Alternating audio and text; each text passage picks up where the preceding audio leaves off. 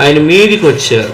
వాస్తవానికి ఈరోజు దేవుని వాక్యము ప్రకటిస్తూ ఉంటే ప్రజలు కొంతమంది దేవుని వాక్యాన్ని బోధించే వారి మీదకి వచ్చి, ఏ అధికారము వలన బోధిస్తున్నావు, ఈ అధికారం నీకెవరు ఇచ్చాడు, మాకు చెప్పడానికి నీకెవరు అధికారం ఇచ్చారు, మాకు ఇక్కడికి రమ్మని నీకెవరు చెప్పారు, మా వీధులలో ఎందుకు ప్రకటిస్తున్నావు, మాకెందుకు కరపత్రలు ఇస్తున్నావు, మాకెందుకు నువ్వు బైబిల్ పంచుతున్నావు అని మన భారతదేశంలో ముఖ్యంగా మనం చూస్తూ ఉన్నాం.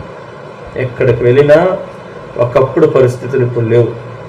ప్రియులారా, మనకన్నా ముందుగా మన ప్రభువును కూడా అట్లాంటి పరిస్థితులు ఇబ్బంది పెట్టినట్టుగా మనం చూస్తాం. ఆయన మీదికి వచ్చినారంట. ఆయన ఎవరు అంటే సృష్టికర్త అయినది. ఆయన ఎవరు అంటే మరణాన్ని గెలిచి తిరిగి లేచిన దేవుడు, మనుషులందరినీ పుట్టించిన దేవుడు, సర్వాన్ని తయారు చేసినటువంటి దేవుడు. ఈరోజు ఆయన మీదికి వచ్చినారు అంటే నీ మీదికి రావటం పెద్ద లెక్కేమి కాదు. కాబట్టి మన ప్రభు లోకాన్ని జయించాడు, అయితే మనము కూడా లోకాన్ని జయించాలి. దేవునికి స్తోత్రం.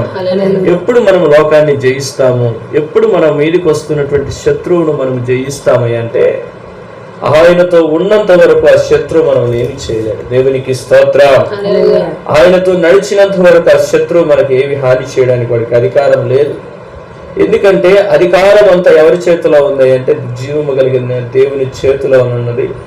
మన తల వెంట్రుకలలో ఒక వెంట్రుకైన ఊడికి కింద ఊడి పడదంట ఆయన ఆజ్ఞ లేదు. దేవునికి స్తోత్రం. కాబట్టి ఈరోజు దేవుని మాటలు వింటున్నాం. ఆయన మీదికి వచ్చి ఆయనను అడుగుతూ ఉన్నారు. ఈరోజు నీ మీదికి వచ్చినటువంటి శత్రువుతో పోరాడడానికి దేవుడు నీకు విశ్వాసాన్ని ఇచ్చాడు. దేవునికి స్తోత్రం. నీ మీదికి వచ్చినటువంటి శత్రువును జయించడానికి దేవుని వాక్యాన్ని నీకు ఇచ్చాడు. దేవునికి స్తోత్రం. ఈరోజు నీ మీదికి వచ్చినటువంటి శత్రువును జయించడానికి ఈరోజు ప్రార్థనను నీకు దేవుడు నేర్పించాడు. దేవునికి స్తోత్రం. ఈరోజు ఒక అధికారాన్ని నీకు ఇస్తూ వచ్చాడు. ఏంటి అధికారం అంటే దేవుని పిల్లలు అయ్యే అధికారం. యేసు క్రీస్తు నామమునందు నువ్వు బాప్తిసం పొంది ఆయనను నువ్వు చేర్చుకున్నప్పుడు ఆయన నీకు ఒక అధికారాన్ని ఇస్తున్నాడు. అధికారం ఎందుకు తెలుసా? తన కుమారుడుగా, తన కుమార్తెలుగా. దేవునికి స్తోత్రం. ఈరోజు అధికారం నీకు ఇస్తున్నాడు. ఈ అధికారాన్ని పొందుకోవడానికి నువ్వేం చేయాలంటే నీ హృదయంలో ఉన్న పాపం ఒక్కసారి ఒప్పుకొని విడిచిపెట్టి దేవుని మీద ఆధారపడితే చాలు, నిన్ను ఒక అధికారినిగా మారుస్తాడు. ఎందుకు తెలుసా? తన కుమారుడు. దేవునికి స్తోత్రం. ఈరోజు నువ్వు ఆయన కుమారుడిగా ఈ లోకాన్ని జయించడానికి నీ శక్తిని పంపిస్తాడు, ఆయన జ్ఞానాన్ని పంపిస్తాడు, నీకు కావాల్సిన దినదిన ఆహారాన్ని పంపిస్తాడు, నీకు కావాల్సిన కృపను పంపిస్తాడు. ఎందుకంటే ఈ లోకంలో ఉన్న పరిస్థితులు అన్నీ కూడా ఆయనకు తెలుసు. తెలియటమే కాదు, ఆయన అనుభవించాడు. ఈ బాధ, ఈ నిందలు, ఈ అవమానాలు, ఆ కష్టాలు, ఆ రక్తపాతం ఆయన చూశాడు. ఆయన శరీరము నలగగొట్టబడినది, ఆయన సొగసు, ఆయన స్వరూపు సమస్తము కోల్పోయాడు. ఈరోజు అంతగా నలగగొట్టబడినటువంటి ప్రభు తన పిల్లల మీదికి వచ్చిన శాపము, తన పిల్లలను వెంటాడుతున్న పాపము, తన పిల్లలను వెంటాడుతున్న దోషాన్ని విడిపించుట కోసమే, ఆ మరణము నుండి విడిపించుట కోసమే ఆ ప్రభు అంతగా తగ్గించుకొని లోకానికి రావాల్సి వచ్చింది. దేవునికి స్తోత్రం. అందరూ ఆయన మీదికి వస్తున్నా కూడా ఈరోజు ఆయన ఒక్క మాట పలికినాడంటే వాళ్ళందరూ వచ్చి ఒక్కరు బతుకుతారంటారా? వాస్తవానికి మనం ఇలా మాట్లాడుకుంటూ ఒక్కరు బ్రతకరు. కానీ ప్రభు ఎందుకు అంత మౌనంగా ఉండవలసి వచ్చింది? ప్రభు ఎందుకు అంతకి తగ్గించుకోవాల్సి వచ్చిందంటే మన రక్షణ కోసమే, మనము పరలోకం చేరడం కోసమే, మనకు ఉచితంగా తన రక్తాన్ని ధారపోయాలి. కాబట్టి ఈరోజు ఆయనే తన శిలువ మరణాన్ని తప్పించుకొని ఉంటే మనకు రక్షణ అనేది దొరికేది కాదు. ప్రజలని వాళ్ళు ఈరోజు దేవుని దగ్గరికి చేరడానికి అవకాశమే లేదు. ఎందుకంటే మనలో ఉన్న భయంకరమైన పాపము, మనలో ఉన్న భయంకరమైన శాపము, మనల్ని వెంటాడుతున్న దోషము మనలో పరలోక రాజ్యం తీసుకెళ్ళదు. ఈరోజు ఆ పాపము, శాపము, దోషము యేసు రక్తం చేత కొట్టివేసి ఈరోజు మార్గాన్ని దేవుడే సిద్ధపరిచినాడు. ఈరోజు వెళ్ళలేని స్థితిలో మనం ఉండగా ప్రభు చేతికి మనం చెయ్యి అప్పగించేసారు, ఆయన తీసుకువెళ్ళిపోతాడు. దేవునికి స్తోత్రం. అందుకే ఈరోజు దేవుని మాటలు మనం వింటున్నాం. ఆయన మీదకి వచ్చినారు. మన మీదకి కూడా ప్రజలు నిందలు, అవమానాలు ఇవన్నీ కూడా వస్తూ ఉన్నప్పుడు మనం జ్ఞాపకం చేసుకోవాలి, మనకన్నా మన ప్రభువు వీటన్నిటిని అనుభవించాడు. ఇది పెద్ద లక్ష్యమే కాదు. దేవునిలో ఉన్నవారికి, దేవునితో నడిచే వారికి ముందే తెలుసు మన ప్రభు ముందుగానే ఇటువంటి బాధల గుండా సాగాడు, ఇటువంటి శ్రమల గుండా సాగాడు, ఇటువంటి ఇబ్బందుల గుండా సాగాడు. అయితే మనం ఏం చేయాలో తెలుసా? ఓకే, ఇలా పరిశుద్ధంగా వెళ్తామంటే ఇట్లా వచ్చినాయంటే ఇప్పుడు మనం దేవుని బట్టి ధైర్యం తెచ్చుకోవాలి. నిజంగా ఈ మార్గంలో వెళ్తామంటే కష్టాలు వస్తాయి. ఈ మార్గం ఎందుకు ప్రభు అన్నాడు, నా మార్గము విశాలమైన మార్గము కాదు, నా మార్గం ఏ మార్గం? ఇరుకు మార్గం. దేవునికి స్తోత్రం.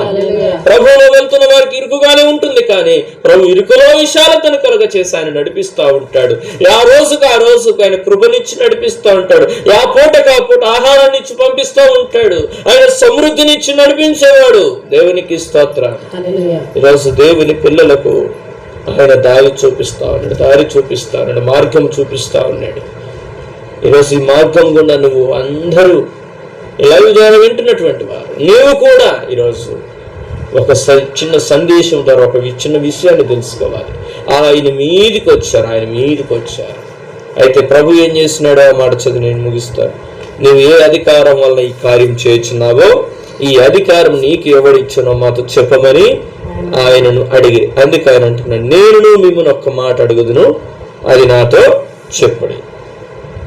యోహాను ఇచ్చిన బాప్తీసం పరలోకం నుండి కలిగినదా, మనుషుల నుండి కలిగినదా అని వారిని అడిగినాడు. వారి సందేహంలో పడిపోయినారు. వాస్తవానికి ఇప్పుడు పరలోకం నుండి కలిగినదని చెప్పినామనుకో, మీరు ఎందుకు నమ్మలేదు అని అడుగుతాడు. మనుషుల నుండి కలిగినది అని చెప్పినామనుకో, అందరు యోహాన్ని ఏమనుకుంటున్నారంటే ఈయన ప్రవక్త అని అనుకుంటున్నారు. ఖచ్చితంగా రాళ్లతో కొట్టి చంపుతారు వాళ్ళని, ఎవరైతే ప్రభువుని అడుగుతున్నారు. ప్రభువుని ఎవరు? ప్రధాన యాజకులు, శాస్త్రులు, పెద్దలు ఉన్నారు. అక్కడ పెద్దలను చూడరు, శాస్త్రులను చూడరు, ప్రధాన యాజకులను చూడరు. ఇక ఎందుకంటే ఈయన ప్రవక్త యోహాను, ఆయన ప్రవక్త అరణ్యంలో కేకలు వేస్తా ఉన్నాడు. ప్రభు మార్గాన్ని సరళం చేసే వ్యక్తి, ప్రభుత్వం ముందుగా వచ్చిన వ్యక్తి, ఆయన త్రోవలను సరళం చేస్తూ మారు మనసు పొందండి అని బాప్తీసం ప్రకటించాడు, ప్రజలకు బాప్తీసం ఇస్తా ఉన్నాడు. అటువంటి వ్యక్తిని ఒకవేళ వాళ్ళు ప్రవక్తని నమ్మకుండా ఇది మనుషుల వల్లే జరుగుతున్న కార్యం అని అన్నారనుకోండి, చంపేస్తారు. ఇది పరలోకం నుండి వచ్చింది అంటారా? అయితే ఎందుకు మీరు నమ్మలేదు, మీరు ఎందుకు మారు మనసు పొందలేదు, మీరు ఎందుకు బాప్తీసం పొందలేదు అని ప్రభు అడుగుతాడు. కాబట్టి ఇప్పుడు ఏ అధికారం వల్ల చేస్తున్నామని ప్రభుని అడిగారో, ప్రభు అంటున్నాడు, నేను కూడా ఈ అధికారం దేని వల్ల చేస్తాను, నేను కూడా ఇది చెప్పను. మీరు చెప్పలేదు కదా, నేను కూడా చెప్పను. సింపుల్గా రప్పించుకొని వెళ్ళిపోయినాడు. చాలా మంది కొన్ని విషయాల్లో ఆ మాట మాట్లాడడం పోయి జారిపోయి ఇరుకలు పడిపోతా ఉంటారు. కానీ దేవుడు అన్నాడు, మాట్లాడేవాది మీరు కాదు, నేను మీలో ఉండి మాట్లాడతాను. మీరు ఏం మాట్లాడాలో మీ నోటికి నా మాటలు అందిస్తాను. కాబట్టి నేను రక్షించేవాడు. దేవునికి స్తోత్రం.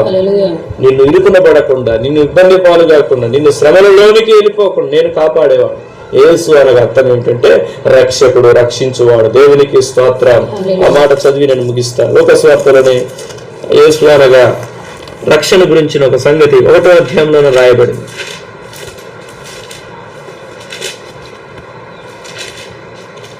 1వ అధ్యాయం 75వ వాక్యం, ప్రభు 68 నుండి కలిపి ఉంటుంది. ప్రభు అయిన ఇశ్రాయేలు దేవుడు స్తుతింపబడును గాక. ఆయన తన ప్రజలకు దర్శనమిచ్చి వారికి విమోచన కలగ చేసెను. తన సేవకుడైన దావీదు వంశమునందు మన కొరకు రక్షణ శృంగము అనగా మన శత్రువుల నుండి మనను ద్వేషించి వారందరి చేతి నుండి తప్పించి రక్షణ కలుగ చేసెను. దీనిని గురించి ఆయన ఆది నుండి తన పరిశుద్ధ ప్రవక్తల నోట పలికించెను.